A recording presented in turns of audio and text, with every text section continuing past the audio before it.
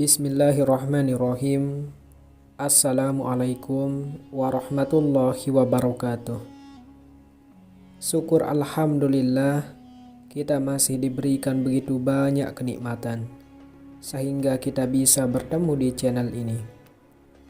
Marilah kita senantiasa bersolawat serta salam kepada junjungan kita Nabi Muhammad SAW.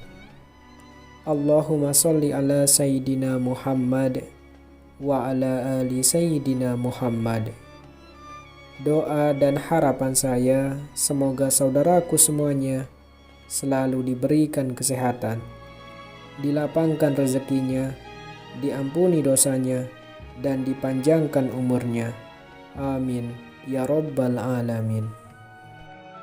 Sahabat beriman yang dirahmati Allah, sejak kecil, kita selalu diperingatkan untuk tidak bersikap buruk kepada orang tua. Jangan sampai kita menjadi anak durhaka yang suka membangkang dan menyakiti hati orang tua. Akan tetapi di era sekarang, banyak dari orang tua yang kurang menyadari akan sikapnya terhadap anak. Sehingga sikap yang dirasa benar oleh orang tua ini justru bisa dikatakan mendurhakai seorang anak. Sahabat beriman, ada 6 dosa orang tua terhadap anak yang paling dibenci oleh Allah Subhanahu wa Ta'ala. Yang pertama yaitu bersikap kasar terhadap anak. Sebagai orang tua, kita sangat tidak dianjurkan untuk memaki anak karena perilakunya yang tidak kita sukai. Apabila kita menemukan sikap anak yang tidak kita suka, hendaknya nasihatilah dengan lembut dan tetap dengan penuh kasih sayang. Rasulullah SAW pernah bersabda, "Sesungguhnya kalian akan dipanggil pada hari kiamat dengan nama-nama kalian dan nama ayah kalian, maka perbaikilah nama kalian." Hadis riwayat Abu Daud. Marah atau memaki anak sangatlah tidak dianjurkan. Apabila sampai memaki anak dengan memanggil nama yang tidak sesuai dengan nama si anak. Kemudian yang kedua, yaitu pilih kasih kepada anak.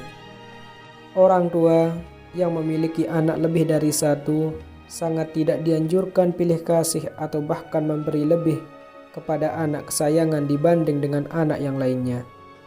Sehingga yang terjadi adalah ada anak lain yang merasa terabaikan. Sikap pilih kasih orang tua kepada anak bisa memicu putusnya tali silaturahmi antar sesama anak dan bisa menyebabkan kecemburuan sosial di antaranya anak-anak yang lain.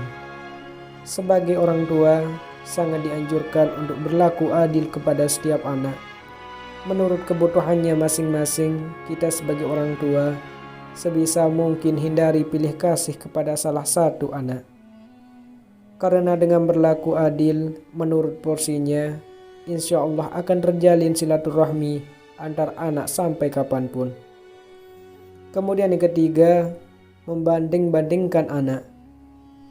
Kebiasaan orang tua yang membanding-bandingkan anak akan menimbulkan perasaan rendah diri pada anak yang lain. Apalagi jika hal yang dibandingkan adalah sesuatu yang di luar kemampuan anak, atau justru yang menjadi kelemahan dari si anak. Hal ini akan mempengaruhi pikiran juga perasaan dari anak ke orang tua. Padahal kita semua tahu, belum tentu setiap anak mempunyai kemampuan yang sama menguatkan hati si anak dan mendukung sepenuhnya apa yang menjadi bakat dari si anak tersebut. Kemudian yang keempat, mengekang kebebasan anak. Membiarkan anak bermain adalah salah satu hal yang sangat penting dalam masa pengenalan lingkungan dan menemukan jati dirinya. Yang terpenting adalah tetap harus diberikan arahan mana yang baik dan mana yang kurang baik. Akan tetapi, tak jarang kita sebagai orang tua justru malah mengekang kebebasan anak dalam bergaul dan bermain dengan teman yang diinginkan. Kita semua tahu tujuan mengekang atau tidak memberikan kebebasan bermain supaya anak tidak terjerumus ke pergaulan yang salah. Hal tersebutlah yang akan menjadikan si anak mampu berpikir dan mendapatkan pelajaran penting perihal perbedaan. Kemudian yang kelima, mendoakan keburukan kepada anak.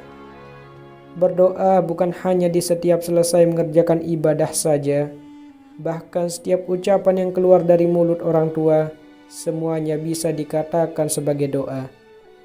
Terkadang kita sebagai orang tua tidak sadar, apabila mendapati anak yang tidak mematuhi perintah, kita langsung berkata buruk kepada anak, padahal setiap ucapan yang keluar dari mulut orang tua merupakan doa yang bisa jadi langsung dikabulkan oleh Allah Subhanahu wa Ta'ala.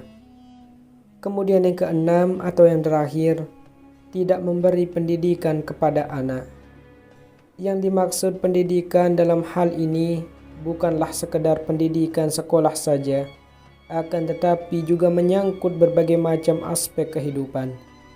Misalnya adalah pendidikan agama, sosial, dan budaya.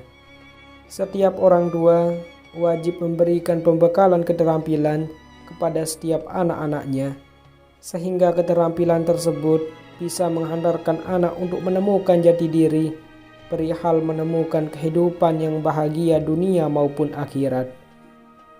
Apabila kita mengabaikan pendidikan anak, maka bisa dikatakan anak tersebut layaknya anak yatim, padahal masih mempunyai kedua orang tua. Sahabat beriman yang dirahmati Allah, itulah 6 dosa orang tua terhadap anak yang sering dilakukan tanpa disadari. Semoga ini bermanfaat untuk kita semua dan menjadikan pembelajaran. Amin ya rabbal alamin. Wassalamualaikum warahmatullahi wabarakatuh.